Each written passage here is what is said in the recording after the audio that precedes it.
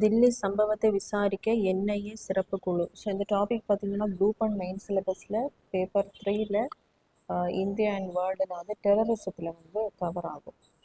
So இந்த NIA அப்படின்றது வந்து நேஷ்னல் இன்வெஸ்டிகேஷன் ஏஜென்சி. ஸோ இந்த அமைப்பானது எப்போ தொடங்கப்பட்டிருக்கும் அப்படின்னா 2009ஆம் ஆண்டு. ஸோ எந்த சட்டத்தின்படி இதை கொண்டு வந்திருப்பாங்க அப்படின்னா நேஷ்னல் இன்வெஸ்டிகேஷன் ஏஜென்சி ஆக்ட் 2008 வந்து கொண்டு வந்திருப்பாங்க.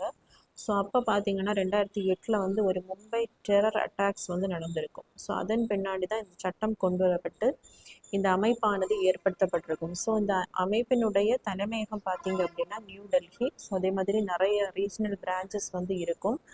ஸோ இவங்க வந்து மினிஸ்ட்ரி ஆஃப் ஹோம் அஃபேர்ஸ் கீழே தான் இருப்பாங்க.